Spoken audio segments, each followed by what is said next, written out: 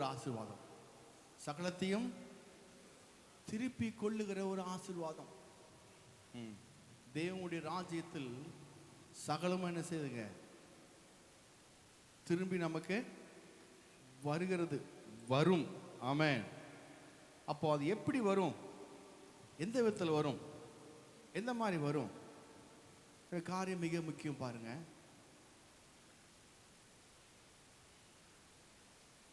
இதை நாம் என்ன செய்ய போறோம், பார்க்க போறோம். ஹல்லேலூயா.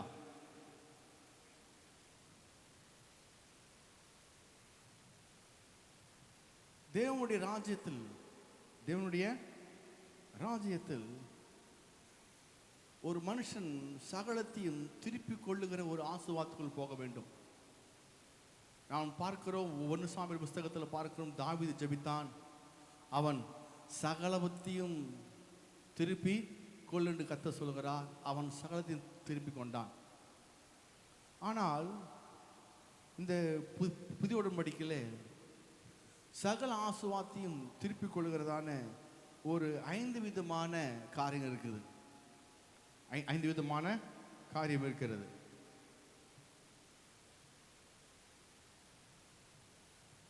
ஐந்து விதமான காரியங்களை பார்க்கும் பொழுது நமக்கு புரிந்து வரலாம். சகல ஆசீர்வாதங்களும் நான் திருப்பிக் கொள்ள வேண்டும் என்றால் எனக்குள்ளே ஃபர்ஸ்ட் என்ன செய்யணும், ஒரு தீர்மானம் மிக மிக முக்கியமான தீர்மானம் மிக முக்கியம்.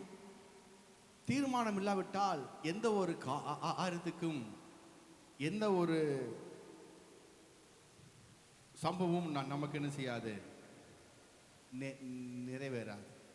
தானியேல் புஸ்தகம் 1ஆம் அதிகாரம் 8ஆம் வசனத்தை எடுக்க பார்க்கும்போது, தானியேல் 1:8, தானியேல் புஸ்தகம் 1ஆம் அதிகாரம் 8ஆம் வசனத்தில் பார்க்கும் பொழுது அங்கே போடப்பட்டிருக்கிற வாக்கியம் என்ன, வாசிப்போம். தானியேல் ராஜாவின் போஜனத்தினாலும், தானியேல் ராஜாவின் போஜனத்தினாலும், அவர் பானம் பண்ணும் திராட்சை ரசத்தினாலும், அவர் பானம் பண்ணும் திராட்சை ரசத்தினாலும் தன்னை தீட்டுப்படுத்தல்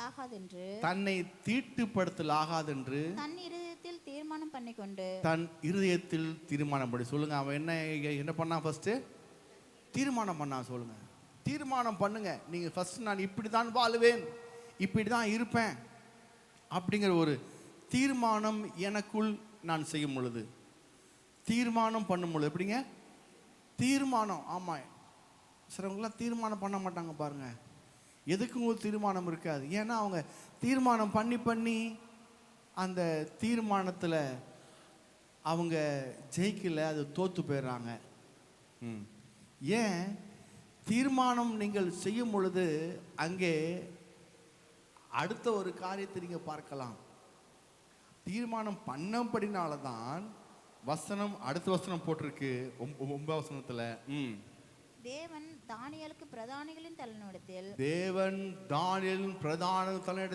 தயவும் இரக்கமும் கிடைக்கும்படி செய்தார். தயவும் இரக்கமும் கிடைக்கும்படி, எப்படி கிடைக்கும்படி செஞ்சாரு, ஏன் செஞ்சாரு, அதுக்கு முன்னாடி தானியேல் செஞ்சா தீர்மானம். ஆமென். நீங்க தீர்மானம் பண்ணீங்கன்னா உங்களுக்கு தயவும் இரக்கமும் கிடைக்கும். ஆமென். தீர்மானமே பண்ணணும் வைங்களேன். நான் 5 மணிக்கு 4 மணிக்கு நான் தூங்கிட்டே இருப்பேன், எந்திரிக்க மாட்டேன்னு சொல்லி தீர்மானம் பண்ணாட்டினா தயவும் கிருபையும் இருக்காது. ஆமென். 5 மணி எந்திரிச்சிருவேன், காலையில் 4 மணிக்கே எந்திரிச்சிருவேன் அப்படின்னு ஒரு தீர்மானம் பண்ணீங்கன்னா என்ன செய்ய முடியும், தேவ தயவும் கிருபையும் இரக்கமும் உங்களுக்கு கிடைக்கும். இல்லை 8 மணி தான் தூங்குவேன் அப்படிங்கன்னா அப்புறம் அது ஒன்றுமே செய்ய முடியாது. 7 மணி முடி தூங்குவேன், 6:30 மணி தூங்குவேன், 8 மணி முடி தூங்குவேன் அப்படின்னா அதுக்கு தீர்மானமே தேவையில்லை. ஒரு காரியத்தை நாம் எஃபெக்ட் எடுக்கும் பொழுது அதுக்கு ஒரு தீர்மானம் மிக முக்கியம். ஆமென். நான் இப்படி பிள்ளைகளை படிக்க வைப்பேன், நான் இப்படி வாழுவேன், இந்த மாதிரி முயற்சி செய்வேன், நான் இந்த மாதிரி காரியம் செய்வேன். அப்போ நீங்கள் எப்பெல்லாம் நீங்கள் தீர்மானம் எடுக்கிறீங்களோ அப்பெல்லாம் எது வருது, தேவ தயவும் இரக்கமும் கிருபையும் உண்டாகுது. ஹல்லேலூயா. ஆமென். அப்போ நம்முடைய ஜீவித்தில் நான் எல்லாத்தையும் திருப்பிக் கொள்ளணும் ஆண்டவரே, சகலத்தையும் திருப்பிக் கொள்வேன் அப்படின்னா நான் முதல்ல என்ன செய்யணும், தீர்மானம். சொல்லுங்க, தீர்மானம் எடுக்கும் பொழுது தான் நம்முடைய ஜீவிதத்தில் பெரிய மாற்றம் தான். அல்லேலூயா. தீர்மானத்தில் தேவ வல்லமை நமக்கு உண்டு. தீர்மானம் எடுக்கும் பொழுது தேவன் நம்மை தாங்குகிறார். ஒரு தீர்மானம் நீங்க எடுத்தீங்கன்னா தேவன் உங்க பக்கம் நிற்கிறார். ஆமென். கடன் வாங்க மாட்டேன் அப்படி நீங்க தீர்மானம் எடுத்தீங்கன்னா கர்த்தர் உங்க சைடு வந்துடுவார். ஏன்னா இவன் தீர்மானம் எடுத்துக்கப்பா கடன் வாங்க மாட்டேன் அப்படின்னு. அல்லேலூயா. கடன் வாங்க மாட்டேன் நீங்க தீர்மானம் எடுத்துட்டீங்கன்னா போதும், கர்த்தர் உங்க பக்கம் வந்துடுவார். ஆமென். அல்லேலூயா. அப்போ தீர்மானத்தை நாம எடுத்துட்டு கடன் வாங்க மாட்டேன்னு சொல்லிட்டு கடன் வாங்கணும்னா அப்போ தீர்மானம் சரியான அர்ப்பணிப்பு இல்லை. தீர்மானம் சரியான அர்ப்பணிப்பு இல்லை. தேவநாமப்படுவதாக. அப்போ வேதம் சொல்கிறது தீர்மானம் எடுக்கும் பொழுது அவன் பிரதானிகளுக்கு தேவன் தயவு உண்டு பண்ண செய்தார். அல்லேலூயா. நான் கடன் வாங்க மாட்டேன் அப்படின்னு தீர்மானம் எடுத்தீங்கன்னா கடனை கட்டத்தக்கதான பணங்களை கர்த்தர் கொடுக்க ஆரம்பிச்சிருவார். அல்லேலூயா. அல்லேலூயா. அப்போ தீர்மானம் மிக முக்கியம். அது மாத்திரமல்ல, ஆகாயின் புஸ்தகம் 1ஆம் அதிகாரம் 6ஆம் வசனம் 1:6. ஆகாயின் புஸ்தகம் 1:6.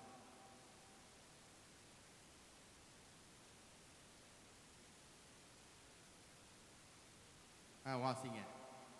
நீங்கள் திரளாய் விதைத்தும் கொஞ்சமாய் அறுத்து கொண்டு வருகிறீர்கள்.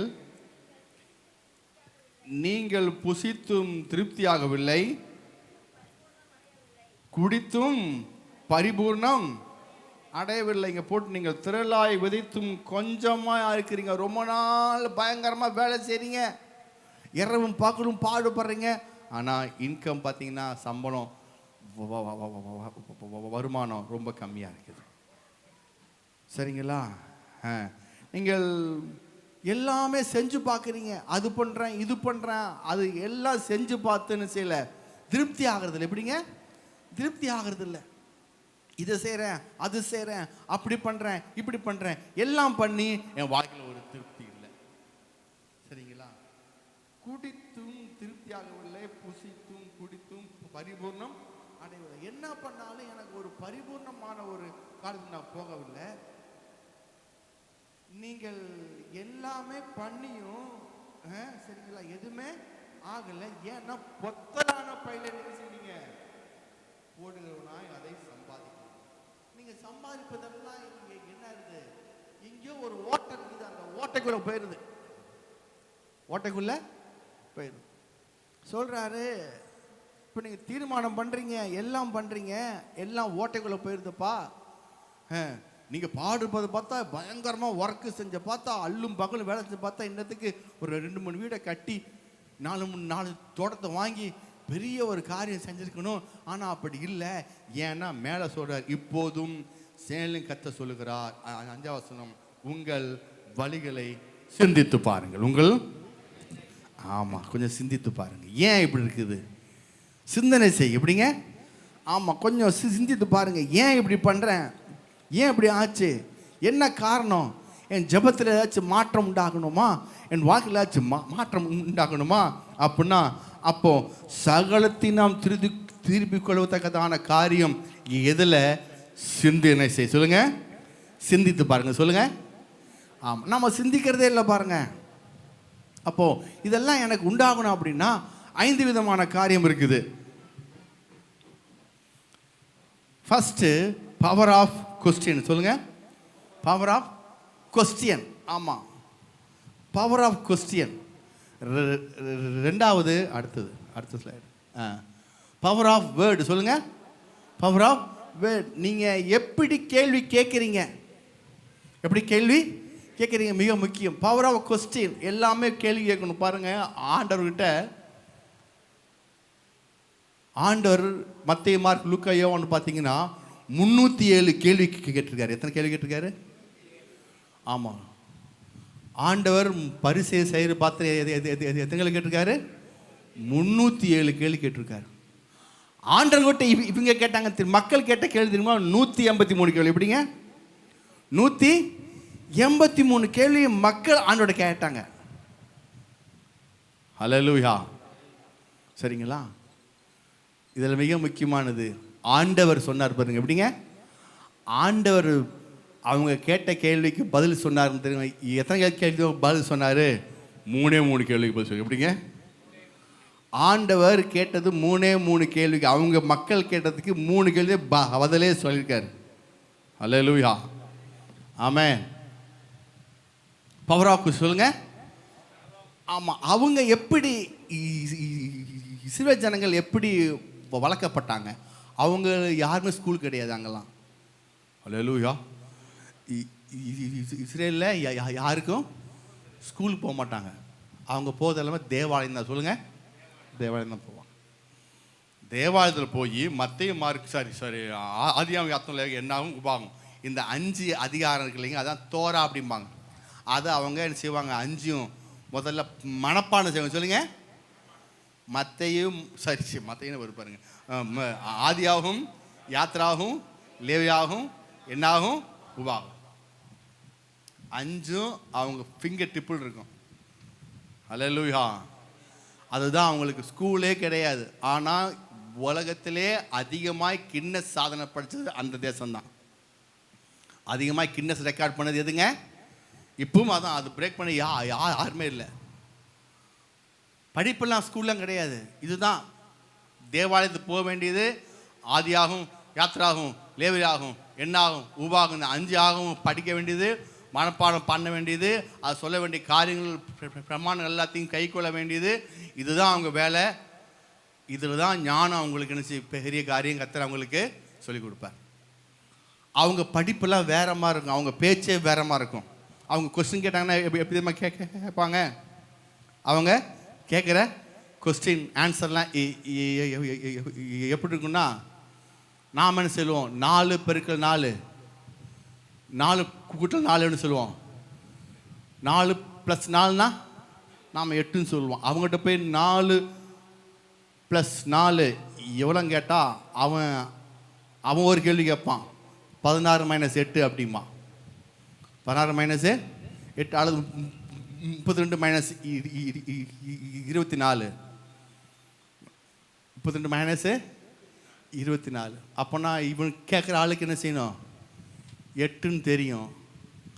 அவன் சொல்லுவான், அப்போனா இவனுக்கு 8ன்னு தெரியுது. 4 + 4 8 அப்படின்னு நாம் சொல்லுவோம். அவன் 32 - 24 அப்படிமா. நீ பண்ணிக்கோ. அவன் ஒரு கேள்வி கேட்பான், இவர் கேள்வி கேட்டா அவன் ஒரு கேள்வி கேட்குது. ஆண்டவர்கிட்ட கேட்டாங்க பாருங்க, நீர் எந்த அதிகாரத்தில் செய்கிறீர்? நீ இதை எந்த அதிகாரத்தில் செய்கிறீங்க? சாட்டை எடுத்து வந்து தேவாலயத்தில் அடித்து உடைச்சி புறாக்குள்ள எல்லாம் பண்ணிட்டார். தேவாலயத்திற்கு எந்த அதிகாரம் கொடுக்கப்பட்டது அப்படின்னு கேள்வி கேட்குறாங்க. உடனே இவர் அடுத்த கேள்வி கேட்குறாரு, நீங்கள் யாருக்கு கொடுத்த ஞானஸ்தானம்? சரி, யோவான் கொடுத்த ஞானஸ்தானமா அப்படின்னு சொல்லி இவர் கேட்குறாரு. எந்த ஞானஸ்தானம் செய்கிறாரு? அவன் ஒரு கேள்விக்கு இவர் ஒரு கேள்வி கேட்டோன்னு அவன் சொல்லிட்டான், தெரியலங்கிறா, எனக்கும் தெரியலன்னு போயிட்டார். ஏன்னா அவனுக்கு தெரியும். அவனுக்கு ஆன்சர் என்ன? ஆன்சரு யோவான் கொடுத்த ஞானஸ்தானம் சரின்னு சொன்னோம்னா அப்போ எதுக்கு யோவானை பின்பற்றலாம் பாரு. இவர் கொடுத்த ஞானஸ்தானம் சரின்னு சொன்னோம்னா ஐயா அப்புறம் எதுக்கு இங்கே வரலன்னு கேட்பாரு. அதனால் நம்ம பேசாமல் தெரியாமல் சொன்னோன்னே தெரியாதுங்கிறான். உடனே அவரும் எனக்கும் தெரியாதுன்ட்டார். ஏன்னா அவருக்கு தெரியும், இவனுக்கெல்லாம் தெரியும்னு. ஏன்னா அவன் கரைச்சி குடித்தவன். ஆமே. இயேசுக்கிட்ட கேள்வி கேட்டால் அவர் இன்னொரு கேள்வி கேட்பார். அதுதான் அவங்களுடைய கேள்வி, அவங்களுடைய படிப்பு அப்படி தான் இருக்கும். ஆமே. ஹல்லேலூயா. ஃபர்ஸ்ட் கொஸ்டின் சொல்லுங்க, பவர் ஆஃப் கொஸ்டின் சொல்லுங்க. ஆமாம், நல்ல கேள்விகள் நீங்கள் கேட்டு பாருங்க, இப்போ சொல்லிக் கொடுப்பேன். அடுத்தது power of word. Power of word, நல் வார்த்தைகளை பேசி பாருங்க. ஆமாம், அதையும் சொல்லுவேன். அடுத்ததுக்கப்புறம் பவர் ஆஃப் இமேஜினேஷன் சொல்லுங்க. பவர் ஆஃப் இமேஜினேஷன், கற்பனை பண்ணுகிறது ஒரு காரியம். Power of gratitude. அப்போனா கிராட்டிடியூட்னா நன்றி சொல்லுங்க, நன்றி அறிதல். ஆமாம், நன்றி அறிதல். பவர் ஆஃப் கிவிங், கொடுக்கிறது. இந்த 5 காரியம் இருந்தால் போதும், சகலத்தையும் திருப்பி கொள்ளலாம். தமிழில் சொல்கிறேன். ஃபஸ்ட்டு கேள்வி கேளுங்க. கேள்விகள் கேளுங்க.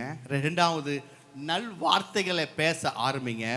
சக்தி வாய்ந்த நீங்கள் பேசும் பொழுது மற்றவர்களுக்கு ஜீவனை அளிக்கிற வார்த்தையை பேசி, நான் சொல்லுகிற வார்த்தை ஆவியாயும் ஜீவனாக இருக்கு, அந்த ஜீவன வார்த்தையை பேசுங்க.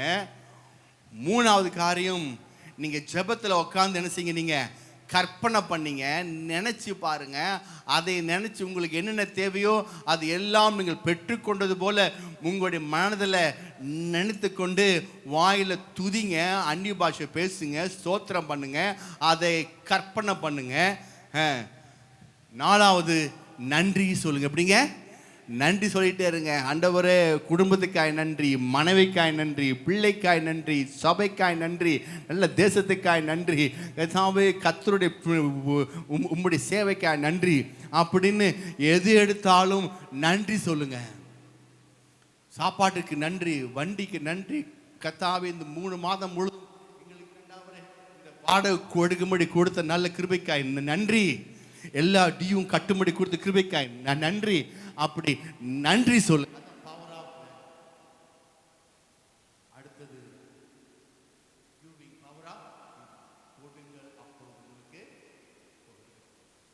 இந்த 5 காரியம் இருந்தா நீங்க விட்டது அத்தனை செய்யலாம். எப்படி என்று நான் உங்களுக்கு சொல்ல பார்க்கிறேன். ஆமென். ஹல்லேலூயா.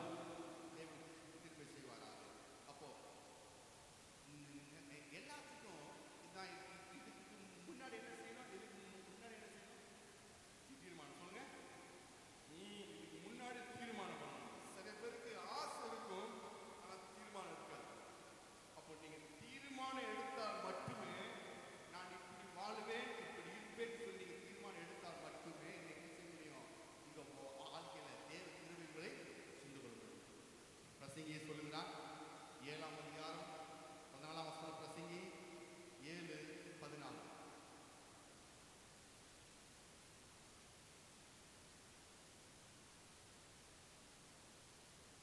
வாழ்வு காலத்தில் நன்மையை அனுபவித்திரு, தாழ்வு காலத்தில் சிந்தனை செய். தாழ்வு காலத்தில் சிந்தனை செய். கொஞ்சம் தாழ்வாயிருச்சா, கஷ்டமாயிருச்சா, பணம் இல்லாமல் போயிருச்சா, வருமானம் இல்லாமல் போச்சா, குடும்பத்துக்கு ஒரே பிரச்சனையா, எல்லாம் இருக்கு இல்லாமல் போகுதா, கைவிட்டு போகுதா. பிரசங்கி 7:14. 7:14. ஆமாம். நான் படிச்சிட்டோமா? சரிங்களா? ஹல்லேலூயா. தாழ்வு காலத்தில் என்ன செய்யுங்க? தாழ்வு காலத்தில் சிந்தனை செய். வாழ்வு காலத்தில் நீ எப்படி இருக்கணுமா? நன்மையை நல்லா இருக்கும்போது நன்மை, நல்லா அந்த நன்மையை அனுபவித்துரு. தாழ்வு வந்துருச்சுன்னு வையே, நம்முடைய வீட்டில் குடும்பத்தில் தாழ்வு வந்துச்சுன்னா ஏன் வந்துருச்சுன்னு கேள்வி கேளு. ஏன் வந்துச்சுன்னு கேள்வி கேளு. ஏன் இப்படிப்பட்ட தாழ்வாயிருச்சு, எனக்கு ஏன் இன்னும் இது எனக்கு நடக்க மாட்டேங்குது அப்படின்னு கேள்வி கேளு. ஹல்லேலூயா. பைபிளை மூடி வச்சிடலாம் இனிமேல். அதான் 3 வசனம் முடிச்சிட்டேன். இப்போ என்னை தான் நீங்கள் பார்க்கணும். ஆமே. இதுக்கப்புறம் வசனம் இல்லைங்க ஐயா. ஆமே. இது மட்டும்தான் பிரசங்கம் பண்ண போகிறேன். கீவேர்டு சொல்லி முடிச்சாச்சு. அப்போ தாழ்வு காலத்தில் செய்ய சிந்தனை சொல்லுங்க. சிந்தனை செய். ஆமாம். அப்போ ஏன் இப்படி வந்துச்சு, என்ன காரணம் அப்படின்னு நாம சிந்திக்கிற ஒரு காரியத்துக்கு கற்று சொல்ல. சிந்தனை எப்படி சிந்தனை செய்ய முடியும்? சிந்தனை எப்படி வரும்? கேள்வி சொல்லுங்க. கேள்வி கேட்கும் போது சிந்தனை. ஆமாம். ஏன் அப்படிங்கிற ஒய் என்ற கேள்வி கேட்கும் போது நமக்கு சிந்தனை உண்டாகும்.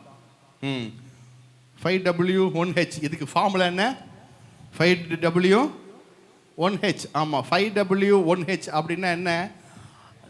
ஆமாம், 5 விதமான கேள்வி இருக்கணும். 5 விதமான கேள்வி. ஹூ, நான் யார், வாட் என்ன, வேர் எங்கே, வென் எப்பொழுது, வை ஏன், அதுக்கப்புறம் ஹவ். அதான் 5WHங்கிறது. இதுதான் ஒரு ஃபார்முலா. இந்த ஃபார்முலா நீங்கள் கேட்டிங்கன்னா போதும். பழையப்பாடு பஸ்தவான்கள் ஏதோ ஒரு காரியம் பண்ணாலும் உடனே ஏன் ஆண்டவரே, யோசுவா போகிறான், ஆகியப்பா வட்டணத்தில் போகும்போது பெரிய தோல்வி உண்டாயிருச்சு. உண்டானா பரவாயில்ல விடு அப்படின்னு உடனே டக்கு தேவ சமுத்திரத்தில் அவன் சாஷ்டாங்கமாய் விழுந்து கத்துறது கேட்குறான். என்ன ஆண்டவரே தோல்வி? அவ்வளோ பெரிய பட்டணம் அந்த பெரிய மதில் சூழல் கீழே விழுந்துச்சு. அந்த பட்டணம் பேர் வேற என்னது? பெரிய மதில் சுவர் சொல்லுங்க. ஆமாம், எரிகோ சுவர் கீழே விழுந்துருச்சு. அவ்வளோ பெரிய வெற்றி கொடுத்தீங்க. இது சும்மா ஒரு பட்டணம், சின்னது ஆய பட்டணம், தோல்வி. ஏன் ஆண்டவரே தோல்வி? அல்லேலூயா, ஆமென். கேள்வி தாழ்வு காலத்தில் கேள்வி கேள். சிந்தனை செய், சிந்தனை கேள்வி எப்படிங்க? சிந்தனை செய். ஏசுக்கிட்ட போய் ஏசு கேட்குற பாருங்க, கேட்டார் பாருங்க சீசரை பார்த்து, என்னை நீங்கள் யார் என்று சொல்கிறீங்க? என்னை நீங்கள், அவர் கேள்வி கேட்குறார். ஏசு கேட்குற, என்னை யாருன்னு சொல்கிறீங்க? அவன் அடிச்சான் விட்டான். உங்களை எரியமியாங்கிறாங்க, எலியாங்கிறாங்க, அப்படிங்கிறாங்க, இப்படிங்கிறாங்க, அதாங்க இதாங்கன்னு சொல்லி சும்மா பொதுவாக அடிச்சு விட்றான், பாட்டுக்கு அடிச்சு விட்றான். உடனே ஆண்டவர் கேட்குறாரு, சரி நீங்கள் என்ன யாருன்னு சொல்கிறீங்க? பேந்த முழிக்கிறான். ஆமாம், சொல்லுவாங்கள்ல நம்ம ஊரில், சும்மா அடிச்சு விட வேண்டியதான். சிலவங்க கேள்வி சொல்லுங்க, எனக்கு ஒன்றும் இல்லைங்கய்யா, யாராச்சும் என்ன நினைப்பாங்க? என்ன? ஆமாம், ஒருத்தர் சொல்லிட்டாரு, எனக்கு ஒன்றும் இல்லை, சபை மக்கள் நினைப்பாங்க பாஸ்டர், யோசித்து பாருங்க அப்படின்னாரு ஒருத்தர். நான் கேட்டேன், அது சபை மக்கள் பக்கம் இருக்கட்டும், நீங்கள் நினைக்கிறீங்கன்னா, எனக்கு ஒன்றும் இல்லைங்க நான் அப்படின்னாரு. கேட்டார் ஆண்டவர், என்னை யாருன்னு கேட்குறீங்கன்னு கேட்டார். அதுக்கப்புறம் அவங்க ஒன்றா சொன்னோன்னு, அது பொதுவான பதில், யாருன்னு நினச்சாலும் அது தெரியல. அதுக்கப்புறம் 12 சிஸ்டர்கிட்ட கேட்கும் போது ஒருத்தன் மட்டும் பதில் சொல்கிறான், மீதி யாருமே பதில் சொல்லலை. சரி நீங்கள் என்ன யார் நினைக்கிறீங்க? இப்போ பதில் சொல்லலை.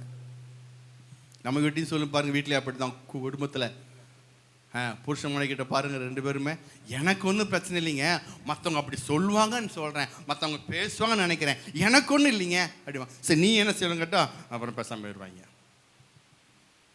இந்த மாதிரி தான் சொல்லுவாங்க, பொதுவாக அடிச்சு. இப்போ பொதுவாக ஆமாம், எனக்கு அந்த இந்த மாதிரிலாம் அதான் சொல்கிறேன், தேவையில்லாத கேள்வி செய்யக்கூடாது, பேசக்கூடாது. கத்த சொல்கிறாரு கிட்ட அவங்ககிட்ட ஆண்டோட இயேசு கேட்கும் போது யாரு சொல்லி கேட்டதுக்கு அவர் சொல்கிறாரு, பேது சொல்கிறான், நீ தேவனுடைய குமாரனாகிய கிறிஸ்து. கேள்வி கேட்கும் போது தான் பதில் செய்யணும். சரியான கேள்வி கேட்கும் பொழுது சரியான பதில் நமக்கு உண்டாகும். ஆமென், ஹல்லேலூயா. சின்ன வயசில் பார்த்தீங்கன்னா, நம்மளே 2 வயசுல ஒரு அம்மா வந்து என்கிட்ட, பையனுக்காக ஜெபம் பண்ணுங்க, இந்த பொண்ணுக்காக ஜெபம் பண்ணுங்கண்ணா. ஏம்மா? 2 வயசு ஆச்சு, பல்லு வந்துருச்சு, சொல்லு வரல. எப்படிங்க பல்லு வந்துருச்சு? ஆமாம், பல்லு பாருங்க பாஸ்டர், 3-4 பல்லு. அவன் வந்து இங்கே வந்து அங்கங்கே வருது பல்லு. உடனே அந்த அம்மா அதுக்குள்ளே பையனை செய்யணும், பேசணும். பொண்ணு அதுக்குள்ளே பேசணும். பேசு கண்ணு, பல்லு வந்துச்சு, சொல்லு வரலைங்க பாஸ்டர், ஜெபம் பண்ணுங்க பாஸ்டர், பேசு பேசு பேசு பேசு கண்ணு, பேசு கண்ணு அப்படிங்கிறது 2 வயசில். 2 வயசில். அப்புறம் 10 வயசில் வாயை மூடு, இவ திறந்தாலே இப்படி தாங்க, ரொம்ப அதிகமாக பேசிட்டு இருக்காது, வள வள கொல கொலன்னு. இதே அம்மா சொல்லிச்சு 2 வயசில் என்கிட்ட ஜெபம் பண்ணும்போது, ஐயா ஜெபம் பண்ணுங்க ஐயா, பையனை பேச சொல்லுங்க, பொண்ணை பேச சொல்லுங்க, பொண்ணை பேச சொல்லுங்கன்னு சொல்லி ஜெபம் பண்ணிட்டு ஒரு 10-12 வயசு ஆனதுக்கப்புறம் வாயை திறக்காத, பேசாத, நீ பேசாத. ஆமென், இருக்கீங்களா? சரிங்களா? பையன் நடக்கவே மாட்டான், சின்ன பையன்.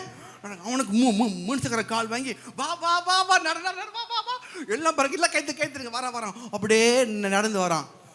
12 வயசு எங்கேயும் போகாத, ஊர் சுற்றி இருக்காங்க, வீட்டிலே தங்க மாட்டான். பாபான்னு கூப்பிட்டது எப்போ? 2 வயசுல. இதுக்கப்புறம் 12 வயசுல இங்கே அமைதியாக உட்காரு, நீ எங்கேயும் போகாத ராஜா, பா ஒரு கோடி கும்பிடு, தயவுசெய்து வீட்டில் உட்காரு, எங்கேயும் போகாத. அவனுக்கு குழவி போயிருது பாருங்க. இன்னைக்கு இதே தாய் தப்புன்னு 2 வயசுல வாவாக்குறாங்க, பேசுகிறாங்க. 12 வயசு ஆகும்போது பேசாத, வாயை மூடு, எங்கேயும் போகாத, கம்முன்னு கடை வீட்டில் அப்படிங்கிறாங்க. அவனுக்கு குழப்பமாயிருச்சுங்க. அப்போ யோசித்து பாருங்க, நம்முடைய ஜீவிதத்தில் இப்படி சொல்ல மாட்டேன். ஏன்னா அவனுக்கு சரியானபடி பேச சொல்லித்தரல, சரியானபடி நடக்க சொல்லித் தரல. அதனால அவன் என்ன செய்கிறான், வீட்டில் ட்ரைனிங்கில் இருந்தாலும் அவன் வேற பக்கம் போய் தப்பானபடி என்ன செய்யறான், அவன் கற்றுக்கொள்கிறான், தப்பானபடி செய்கிறான், தப்பானபடி பேச ஆரம்பிச்சிட்றான், தப்பானபடி காரியம் செய்கிறான். அதனால தான் வீட்டில் அவன் கேள்வி கேட்கும்போது பெற்றோர்கள் பதில் சொல்லணும். பாருங்க, பயங்கரமாக கேட்பானுங்க. சின்ன வயசு பிள்ளைகள்லாம் பார்த்தீங்கன்னா, காக்கா ஏன் கருப்பாக இருக்குதுன்னு கேட்டால் என்ன செய்வீங்க? காக்கா ஏன் கருப்பாக இருக்குது? யானையே குண்டாக இருக்குதுன்னா, யானையே குண்டாக இருக்குது, காக்கா ஏன் கருப்பாக? இப்பெல்லாம் கேள்வி கேட்பாங்க. இப்போ நாம் என்ன செய்யணும், அவனை பார்த்து நம்மால் உடனே கொழுப்பு இவனுக்கு, நம்ம ஒரே பதில், இவங்களுக்கு பதில் சொல்ல தெரியாதனால நம்ம ஒரே போடுவோம், ரொம்ப கொழுப்புங்க ஐயா பாங்க, என்கிட்ட காக்கா கருப்பாக இருக்கான்னு கேட்குறான், ஏன் யானை குண்டுன்னு கேட்குறான். எவ்வளோ வாய் தெரியுங்களா? நான் பார்த்து பெத்த பையன் என்கிட்டே கேள்வி கேட்குறான். பிள்ளைகள்லாம் கேள்வி கேட்கும் போது நாம் என்ன செய்யணும், பதில் தெரியாட்டுன்னு நம்ம அடுத்த ஒரு பதில் சொல்லி அவங்களுக்கு வாயை அடைச்சிடறோம் வாயை. ஆனால் அவன் வந்து எதுக்குப்பா கேள்வி கேட்டு அப்படின்னு சொல்லி அவன் வேறு பக்கம் கேள்வி கேட்டு அவன் செய்யணும், ஆட்டோமேட்டிக்காக போயிடறான். அப்போ முதல்ல ஏன் எப்படிங்க, ஒய் கீழே போவோம், எல்லாமே கேள்வி கேட்கலாம். ஏன் அப்படின்னு கேட்கு, ஏன் சபைக்கு வர்றோம், முதல்ல எப்படிங்க, ஏன் சபைக்கு வரோம், ஏன் குடும்பம், ஏன் எதுக்கு கல்யாணம் கட்டுறோம், எதுக்கு மனைவி நம்ம கல்யாணம் கட்டிக்கிறோம், எதுக்கு ஒரு பொண்ணை தான் கல்யாணம் கட்டணுமா? இன்றைக்கெல்லாம் பாருங்கள், வேறு யாராவது கல்யாணம் கட்டிக்கிறாங்க. சரிங்களா? பயங்கர மோசமாக இருக்குது. அந்திகிறிஸ்து ஆவி இதெல்லாம் அப்படிங்க, அந்திகிறிஸ்துனுடைய ஆவி. ஆமாம், உலகத்தில் தேசத்தில் கட்டவிழ்த்து விட்டுருச்சு. எதுக்கு கல்யாணம் கட்டுறோம், எதுக்கு குடும்பம், ஏன் சபை, எதுக்கு பணம் சம்பாதிக்கணும், எதுக்கு பணம் தேவையா, எதுக்கு பணம் சம்பாதிக்கணும், எதுக்கு வேலைக்கு போகிறோம், ஏன் வேலைக்கு போகிறோம், ஏன் படிக்கிறோம், இதெல்லாம் மாதிரி கேள்வி கேட்டு பாருங்க. தாழ்வு காலத்தில் சிந்தனை செய், தாழ்வு காலத்தில் சிந்தனை செய். ஏன் அப்படிங்கிற நீங்கள் கேள்வி கேட்டு பார்த்தீங்கன்னா உங்களுக்கு புரிஞ்சிடும். ஏன் 4 மணிக்கு எந்திரிக்கணும், ஏன் 4 மணிக்கு, ஏன் 4 மணிக்கு எந்திரிக்கணும்னு தெரியாதவங்க 8 மணி தூங்கிட்டு இருப்பாங்க.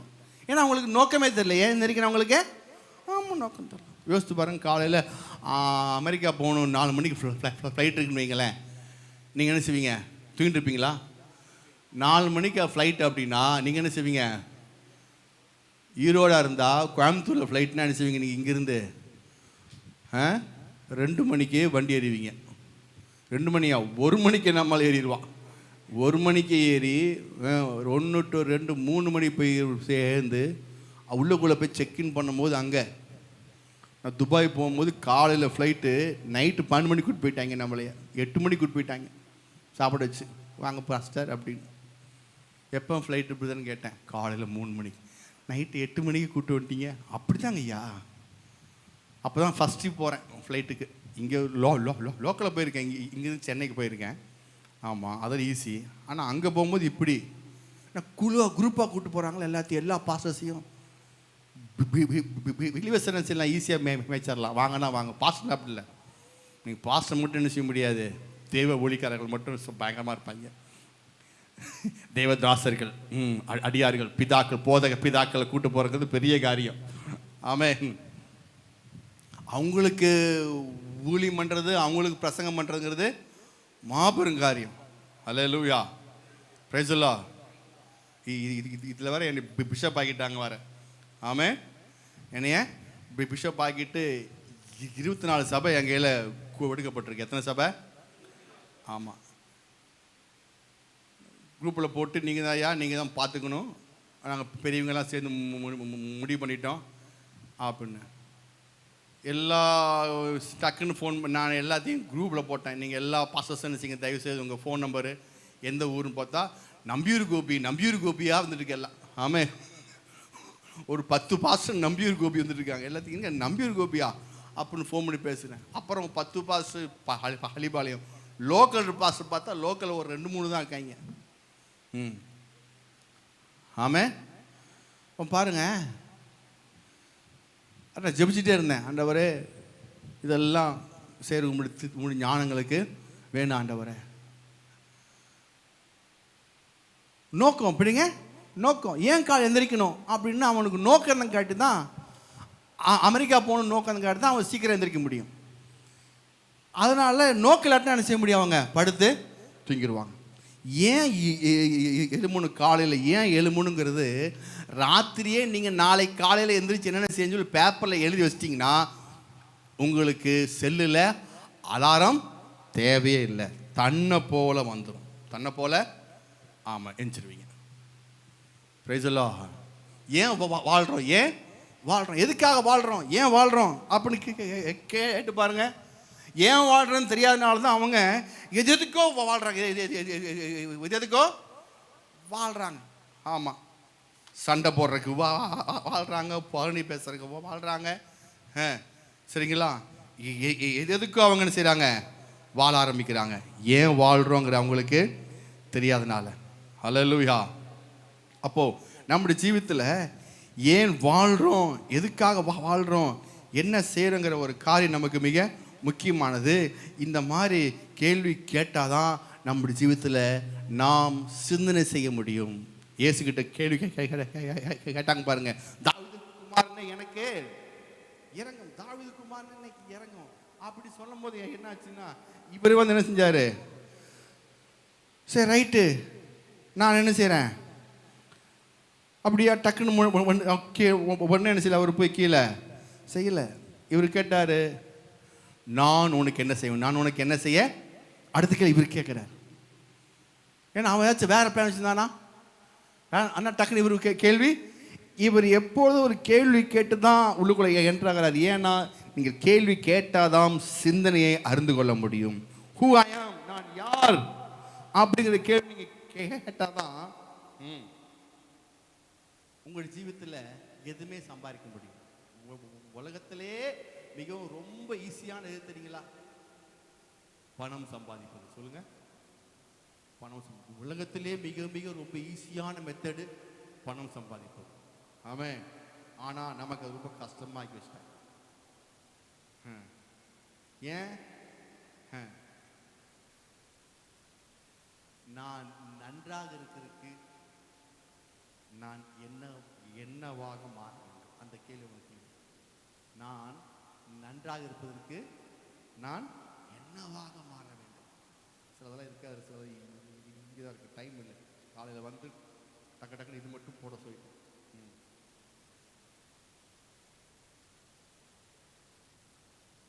வாட் டு ஐ லவ் இருக்கு.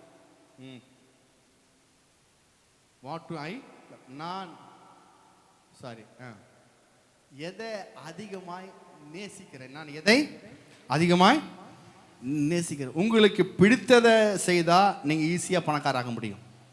நீங்கள் பிடிச்சதை செஞ்சீங்கன்னா என்ன செய்ய முடியும், நீங்கள் ஈஸியாக பணக்காராகிடலாம். பிடிக்காத செஞ்சீங்கன்னா என்ன செய்ய முடியாது, ஆக முடியாது. பிடிச்சதை செய்யணும். சொல்லுங்கள். ஆமாம், மற்றவங்க சொன்னது செய்யக்கூடாது, உங்களுக்கு எது பிடிச்சிருக்காது செய்யணும். அப்போது என் ஜீவித்தில் நான் பிடிச்சது செய்கிறத்தக்கதான ஒரு ஆளாக இருக்கணும். சின்ன வயசு சொல்லும் பாருங்கள், நான் படித்தது வந்து சபைக்கும் பிரசங்கத்துக்கு சம்மந்தமே இல்லை. நான் படித்தது வந்து இன்ஜினியரிங். ஆமாம், முடிச்சு நான் இன்ஜினியரிங் முடிச்சுட்டு எனக்கு கனவுலாம் அங்கே போகணும், இங்கே போகணும், ஃபாரின் போகணும், அது போகணும், இது போகணும், அப்படி செய்யணும், இப்படி செய்யணும், அப்படியே இதாக இருந்துச்சு. ஆனால் உள்ளுக்குள்ள ஒரு சின்ன ஆசை இருந்துச்சு பாருங்கள். அந்த சின்ன ஆசை வந்து உள்ளுக்குள்ளே எப்பொழுதும் இருக்கும். அது சின்ன வயசுலேருந்தே, சின்ன வயசுல நான் பாஸ்டர் ஆவேன் சொல்லிட்டு இருந்தேன். அது அப்படியே விட்டாச்சு. ஒரு பெரிய வயசானதுக்கப்புறம் 23 வயசு அப்புறம் பாஸ்டர் ஆகுது, ஒன்றாவது அப்போ நம்ம வேலையை பார்க்க ஆரம்பிச்சாச்சு பாருங்கள். ஆனால் சின்ன வயசுல சொன்ன வார்த்தை, அந்த ஆசை உள்ளுக்குள்ளே இருந்துச்சு, உள்ளுக்குள்ளே இருந்துச்சு. எதோ போய் எப்படியோ போனேன், எங்கேயோ வேலை கிடச்சி, கவர்மெண்ட்டோட டெலிஃபோன்ஸ் எக்ஸ்சேஞ்சு எல்லாம் கிடச்சி பயங்கரமாக இருந்தேன், ஓஹோ ஆகான்ட்டு இருந்தேன். ஆனால் உள்ளுக்குள்ளே ஒரு ஆசை, அதுக்கப்புறம் நேராக இங்கே வந்தாச்சு. கத்திர அந்த உள்ளுக்குள்ள இங்கே வச்சுட்டார். நீங்கள் எதை ஆசைப்படுறீங்க சொல்லுங்கள். நீங்கள் எதை ஆசைப்படுறீங்களோ அதை செஞ்சால் நீங்கள் பணக்காராக முடியும், வெற்றி அடைய முடியும், வாழ்ந்திருக்க முடியும், சௌக்கியமாக இருக்க முடியும். அப்போது சிலவங்கள்லாம் அவங்களுக்கு பிடிக்காத செய்யறனால தான். நீங்கள் செய்கிற வேலை உங்களுக்கு பிடிக்கணும் பாருங்கள். ஆமாம், நீங்கள் பிடிக்காத செஞ்சீங்கன்னா செய்ய முடியாது. ஆமாம், காலையில் திங்கக்கிழமை சொன்ன சொல்லுங்கள். சில நாளும் திங்கக்கிழமை சொல்லுவாங்க, அப்பா என்னடா செய்கிறது, திங்கக்கிழமை வந்தாலே கஷ்டமாக இருக்குதுங்க, வேலைக்கு போகணுமா, பிடிக்காது. எப்படிங்க வேலைக்கு போகணுமா, பிடிச்சு தானே செய்வீங்க. உற்சாகமாக எப்படிங்க? அப்போ எப்படா திங்கக்கிழமை வரும், எப்படா திங்கக்கிழமை வரும், எப்படா வேலைக்கு போவோம், என்னவோ வந்து அவர் உற்சாகம் உங்களுக்குள்ளே வந்துடும். ஏன்? பிடிச்சது செஞ்சீங்கன்னா உற்சாகம் வந்துடும். அது அந்த வேலை உங்களுக்கு பெரிய ஆகிடலாம். இன்னைக்கு எல்லாருமே அப்படி தான் பாருங்க. பிடிக்காத படிக்கிறது, அப்பா சொல்லிட்டாங்க, அம்மா சொல்லிட்டாங்க, இதை படி அப்படின்னு பிடிக்காத படிக்க வச்சு அவங்க ஷைன் பண்ண முடியாது. உங்களுக்கு எது பிடிக்கிறதோ அது நீங்கள் இருந்தீங்கன்னா ஆட்டோமேட்டிக்காக என்ன செய்யலாம்? மாற்றத்தை நீங்கள் உண்டாக்க முடியும். அடுத்து மட்டும் இல்லை, நான் வாழ்க்கையில் எங்கு வளர வேண்டும். நான் வாழ்க்கையில் எங்கு, ஆமாம், எங்கு வளர வேண்டும். எதில் நான் மேலே வரணும்? ஜெபத்தில் வரணுமா? திறமையில் வரணுமா? தாளந்தில் வரணுமா? இன்னும் பிஸ்னஸில் இன்னும் இப்படி வரணுமா? அப்படி வரணுமா? இது செய்யலாம், அது செய்யலாம். அப்படி எங்கு வளர வேண்டும் என்ற எண்ணம் நமக்குள்ளே உண்டாகணும். அதுக்கப்புறம் மிக முக்கியம் எப்படிங்க? Where I want to be after 5 years. அப்படின்னா 5 வருஷம் கழித்து நான் எப்படி வாழ விரும்புகிறேன். ஹலோ சொல்லுங்கள். 5 வருஷம் கழித்து நான் எப்படி இருப்பேன்? நான் எப்படி வாழ ஆசைப்பட்றேன்? இப்படியே இருப்பேனா? இதே வீடு, இதே வேலை, இதே சம்பாத்தியம், இதே அப்படியே வா? இல்லை, 5 வருஷம் கழிச்சு நான் எப்படி இருப்பேன்? சரி, எல்லாரும் கேட்டு பாருங்க. தம்பி எப்படிப்பா, என்ன பரிசு இருக்காது, இதுக்கப்புறம் நீ என்ன செய்ய போகிற கேட்டா, இல்லைங்க அங்கிள் எக்ஸாம் எழுதியிருக்கேன், பாஸ் பண்ணால் பார்க்கலான் இருக்காங்க. எங்கள் அப்பா எப்படி சொன்னார்?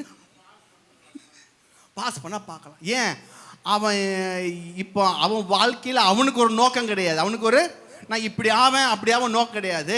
அவன் நோக்கமெல்லாம் அவன் கிடையாது. எது வருதோ அப்படி நம்ம ஆக்கிக்கலாம். அப்படி நாம ஆக்கிக்கலாம். எது வருதோ அப்படி ஆக்கிக்கலாம் ஒழிய மார்க் பேஸ் பண்ணி தான் ஒழிய அவனுக்கு ஒரு எய்ம், அவனுக்கு ஒரு நோக்கம், அவனுக்கு ஒரு திட்டம், அவனுக்கு ஒரு தீர்மானம் இருக்காது. அவன் தீர்மானமே வர மார்க் அடிப்படையில் தான். மார்க்கு அடிப்படையில் தான். நீங்கள் யோசித்து பாரு. நீங்கள் பஸ் ஏறிட்டு எங்கே போகணுன்னு கேட்டால் பஸ் எங்கே போதோ அங்கே ஒரு டிக்கெட் கொடுங்க கேட்டிங்கன்னா அவன் என்ன செய்வான்? விசில் ஊதிடுவான். அடுத்த விசில் ஊற்று, அடுத்து அதில் கீழேங்க சார் அப்படிமா. பஸ் ஏறிட்டு பஸ் எங்கே போதோ அங்கே ஒரு டிக்கெட் கொடுங்கண்ணா அப்படின்னா முடிஞ்சு போச்சு. அல்லது கன்னடக்கிட்ட போய் நீங்கள் போய் பஸ் எங்கே முடி போகுது, பஸ்ஸு வந்து பர்கூர் முடி போகுது அப்படின்னா பர்கூருக்கு ஒரு டிக்கெட் கொடுங்க அப்படின்னு கேட்டு நான் என்ன செய்வான்? பாப்பா இந்த வித்தியாசமாக இருக்காயா? பஸ் ஏறினா ஒரு நோக்கம், நான் இப்படி எங்கே போக போகிறேன், என்னம்மா இருக்க போகிறேன், எப்படி வாழ போகிறேன், என்ன, அதுதான் மிக மிக முக்கியம். நான் எப்போது செயல்பட வேண்டும், நான் ஏன் இருக்கிறேன், இதெல்லாம் நீங்கள் எப்பொழுது இதை நீங்கள் கேட்டு பாசிட்டிவாக கொஸ்டின் கேட்கணும். எப்படி கேட்கணும்? ஆமாம், நெகட்டிவ் கொஸ்டின் கேட்கவே கூடாது. அது என்ன பாசிட்டிவ் கொஸ்டின், நெகட்டிவ் கொஸ்டின் அப்படின்னா சில கேட்பாங்க பாருங்கள். என்ன யாருக்கும் பிடிக்கல பாஸ்டர். ஹலோ எப்படிங்க? என்ன யாருக்குமே பிடிக்கல, என்ன யாருக்கும் பிடிக்கல பாஸ்டர். இது மாதிரி கேள்வி கேட்டிருக்காங்களா, சொல்லியிருக்காங்களா? அப்படி இது வந்து நெகட்டிவ் கொஸ்டின். இது அப்படி கேட்கக்கூடாது. எப்படி கேட்க தெரியுமா? நான் சொல்கிறேன், என்னை பிடிக்க நான் என்ன செய்ய வேண்டும்? ஹலோ சொல்லுங்க. என்னை பிடிக்க, இதுதான் சரியான கேள்வி. என்ன யாருக்கும் பிடிக்கலைங்கய்யா, எனக்கு வீட்டுக்காருக்கு பிடிக்கல, பெத்த பிள்ளைக்கும் பிடிக்கல, கட்டின பொண்டாட்டிக்கும் பிடிக்கல, புருஷனுக்கும் பிடிக்கல, மனைவிக்கும் பிடிக்கல, எனக்கு யாருக்கும் பிடிக்கல ஐயோ அப்படின்னு பார்த்தீங்கன்னா அது நெகட்டிவ், துக்கத்தையும் கண்ணீரையும் உண்டாக்கும். அதுக்கு பதிலாக எப்படி கேட்கணும்? என்னை பிடிக்க நான் என்ன செய்ய வேண்டும், என்னை மற்றவர்களுக்கு பிடிக்கும் மாதிரி நான் என்ன செய்யணும், என் பேச்சு எப்படி இருக்கணும். ஹல்லேலூயா. இதுதான் சரியான. சிலவங்க என்ன செய்வாங்க, எனக்கு பணமே வர மாட்டேங்குது பிரதர். எப்படிங்க? எனக்கு கையில் காசே தங்க மாட்டேங்குது, எனக்கு பணமே வர மாட்டேங்குது. கேள்விப்பட்டீங்களா இந்த மாதிரிலாம்? நான் பல முறை கேள்விப்பட்டிருக்கேன். ஹல்லேலூயா. எனக்கு பணமே எனக்கு வர மாட்டேங்குது பாஸ்டர். இது தவறான கேள்வி. இது எப்படி தெரியுமா கேட்கணும்? பணம் என்னிடத்தில் வேற, நான் என்ன செய்ய வேண்டும்? சொல்லுங்க, பணம் என்னிடத்தில் வர நான் என்ன செய்யணும்? பணம் என்னிடத்தில் வர நான் என்ன செய்யணும்? அதுதான் சரியான கேள்வி. அது ஒரு மாற்றத்தை தாழ்வு காலத்தில் சிந்தனை செய். தாழ்வு காலத்தில் சிந்தனை செய். என்ன செய்யணும்? அது கேள்வி கேளு, என்ன செய்யணும் அப்படின்னு. தாழ்வு காலத்தில் சிந்தனை செய். தாழ்வு காலத்தில் அப்போ 12 நான் என்ன செய்யணும்? எப்படிப்பட்ட கேள்வி எழுப்புறீங்களோ அதற்கு ஏற்ற பதில் தான் கிடைக்கும். எப்படிப்பட்ட கேள்வி? கேணத்தனமான கேள்வி கேட்டால் கேணத்தனமான பதில் கிடைக்கும். ஹல்லேலூயா, ஆமென். முட்டாள் மாதிரி கேள்வி கேட்டால் முட்டாளுக்கு பதில் கிடைக்கும். ஆமென், ஹல்லேலூயா. புரியுதா புரியலீங்களா? நெகட்டிவ் கேள்வி கேட்டால் நெகட்டிவ் பதில் கிடைக்கும். ஆமென். நல்ல கேள்வி கேட்டால் நல்ல பதில், மாற்றம் உள்ள பதில் கிடைக்கும். நீங்கள் மாறிடலாம். புரியுதா புரியலீங்களா? யூஸ்ஃபுல்லாக இருக்குதா? தாழ்வு காலத்தில் சிந்தனை செய். சொல்லுங்கள், தாழ்வு காலத்தில் சிந்தனை செய். சில சொல்லுவாங்க, எனக்கு யாரும் பேச மாட்டுறாங்க பாஸ்டர். ஒரு அம்மா வந்து என்கிட்ட சொல்லிச்சு, எங்கிட்ட யாரும் எங்கிட்ட பக்கத்திலே வர மாட்டாங்க பாஸ்டர் என்கிட்ட. ஆமாம் ஆமாம் ஆமாம், நீ பல்லே வளர்க்க மாட்டேன், எப்படி பக்கத்தில் வர்றது? நான் கேட்டேன். நான் வரைக்கே பயமாக இருக்குது. சோத்திரா சோத்திரா சொல்லுங்க அப்படின்னு நான் சொல்லிடுறேன், மூக்கு அடைச்சிட்டு. ஆமாம், யாரும் பக்கத்தில் வந்து பேச மாட்டாங்கன்னா நான் மடித்து கொஞ்சம் வாயை கொஞ்சம் பல்ல விளக்கிட்டு கொஞ்சம் நீட்டாக வாயை வச்சுக்கிட்டு இருந்தோம்னா இருப்பாங்க.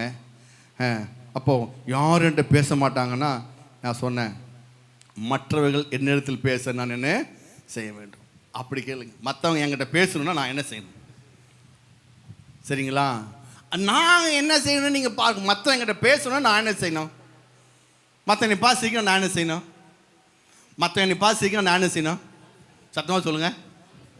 மற்றவங்க பார்த்து சிரிக்க நான் என்ன செய்யணும்? சத்தமாக சொல்லுங்கள். நீங்கள் இருக்கும்போது அவங்க 3 வருஷங்க நீங்கள் என்ன செய்வீங்க? நீங்கள் சிரிக்கும் போறீங்க, அவங்க தெரியும். சரி, நீங்கள் சிரிக்கும் போது அவங்களும் என்ன சிரிக்க சிரிக்க அவன் முறைச்சிட்டே இருக்கிறானே அப்படின்னு ஒன்று, என்ன பைத்தியம் சும்மா சிரிச்சுட்டே இருக்க எங்கனே பார்த்து அப்படின்ட்டு என்ன செய்வீங்க? இருக்கீங்களா? அந்த மாதிரி இருக்காங்களா? சும்மா நீ பார்த்து சிரிச்சுட்டே இருக்கிற, இன்னும் தெரியல வீட்டுக்கு வந்ததுலேருந்து காசு வேணுமா? என்னங்க உங்களை பார்த்தா சிரிக்க முடியும், யார் பார்த்து சிரிக்கிறது? சிரிக்க விட மாட்டிங்களா? அது ஒரு பெரிய சண்டையாக இவங்க வந்துடும், சபைக்கு பஞ்சாயத்து வந்துடும். என்ன மேட்டர்னு கேட்டால், சிரிச்சங்க பாஸ்டர். எப்போ இருப்பீங்க பாஸ்டர் சபையில்? நான் சாயந்தரம் இருப்பேங்க. நான் வந்துடுறோம். என்ன மேட்ரு? சிரித்தேன், வீட்டுக்காரர் பார்த்து அவரு கோவப்பட்டு என்னை அடிச்சு போட்டார். பெரிய சண்டையாக போச்சு. ஆமே பாருங்க. அப்போ அதான் சொல்கிறேன், எப்போ சிரிக்கணுமோ அப்போ சொல்லுங்க. அதில் ஒரு இருக்கு. அப்போது மற்றவர்கள் என்னுடைய ஜீவிதத்தில் மாற்றம் உண்டாகனாதான் மற்றவங்கள்ட்ட மாற்றம் உண்டாகும்.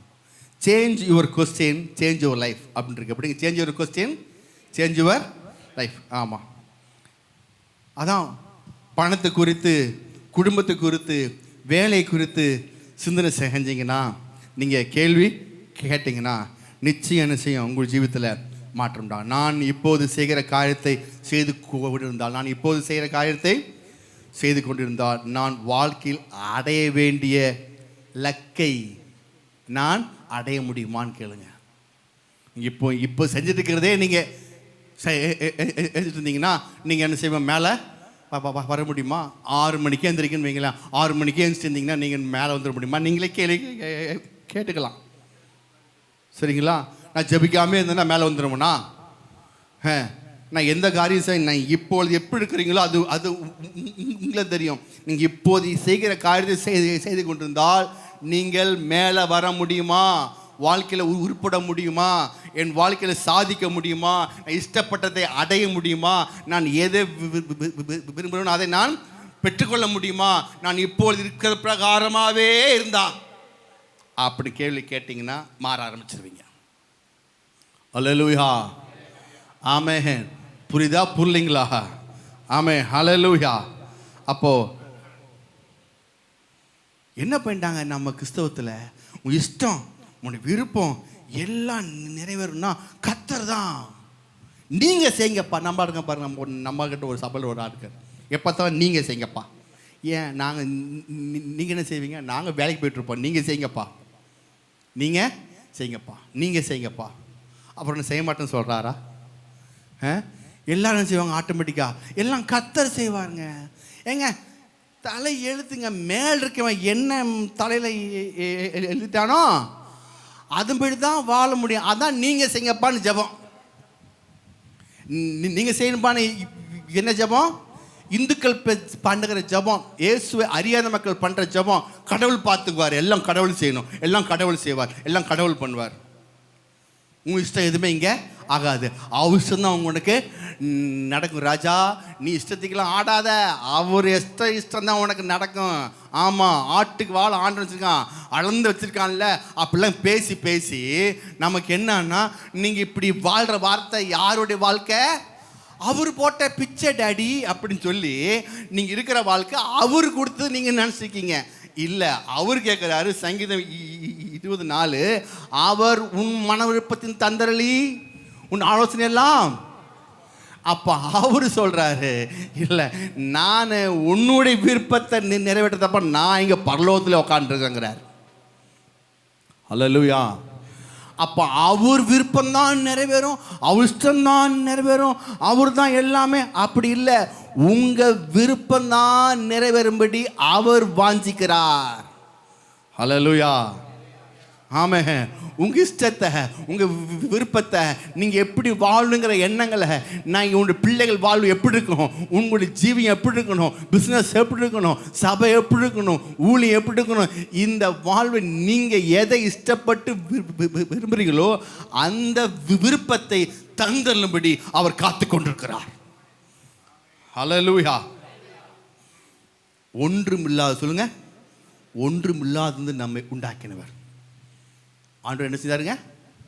ஒன்றும் இல்லாமல் நம்மை உண்டாக்கினார். ஆமென்.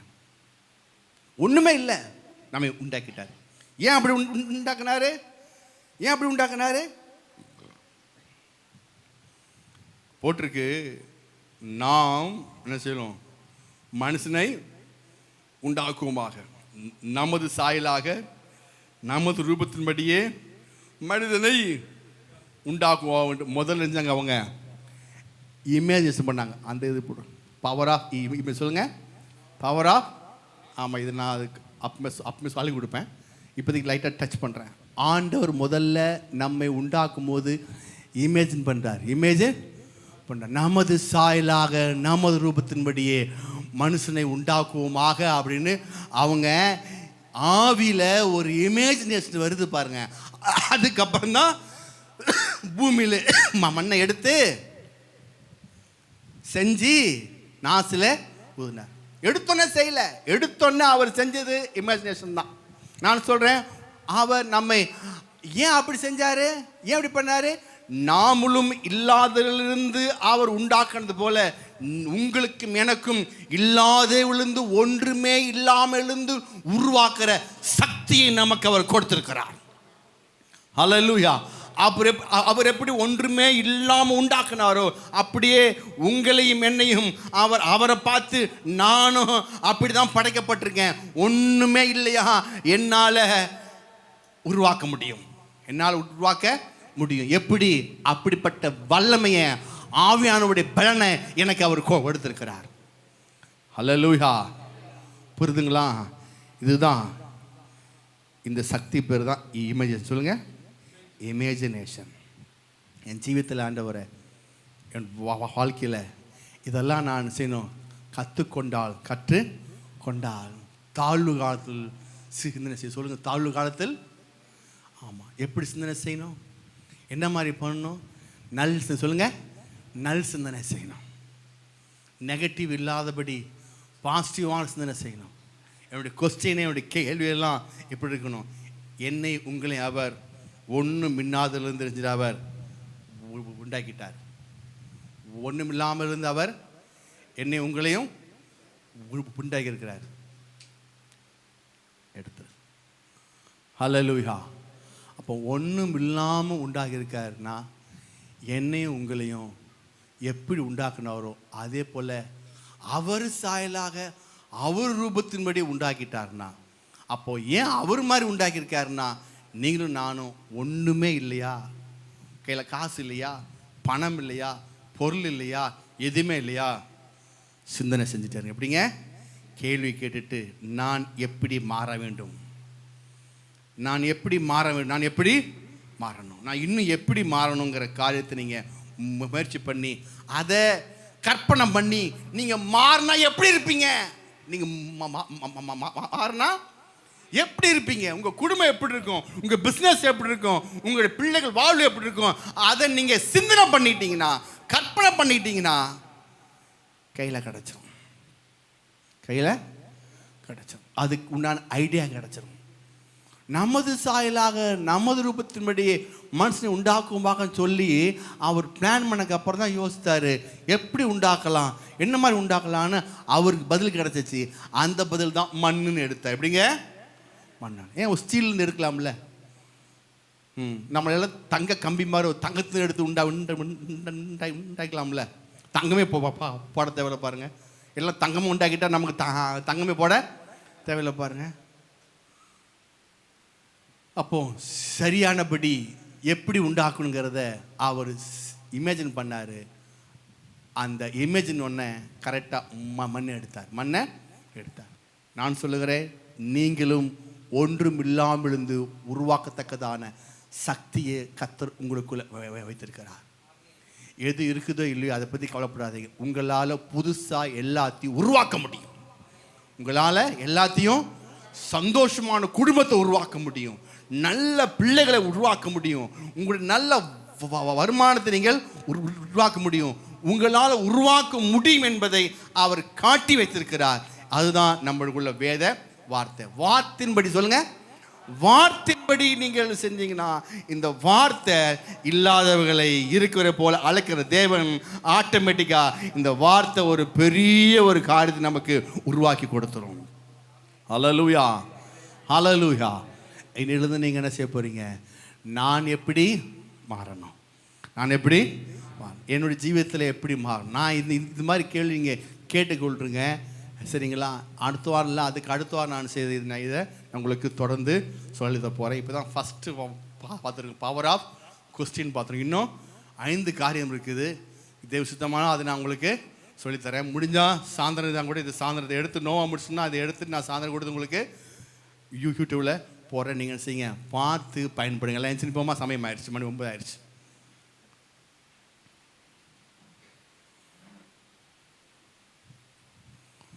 எல்லாம் பொத்தலான பைகள்லாம் என்ன செய்யும்? ஸ்டாப் ஆகட்டும். ஆமாம், இன்னையிலேருந்து நீங்கள் சம்பாதிக்கிற பணம் உங்கள் வீட்டில் வந்து கொட்டட்டும். ஆமாம், ஜீவியம் மாற்றப்படட்டும், உங்கள் வாழ்வு சிறக்கட்டும். தீர்மானம் எடுக்கும் பொழுது தேவ தயவு உங்களை சூழ்ந்து கொள்ளட்டும்.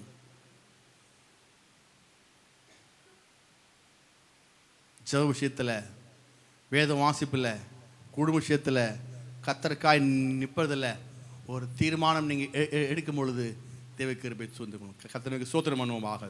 சோத்திரம், சோத்திரம், சோத்திரம், சோத்திரம், சோத்திரம், சோத்திரம், சோத்திரம், சோத்திரம், சோத்திரம், சோத்திரம், சோத்திரம், சோத்திரம்.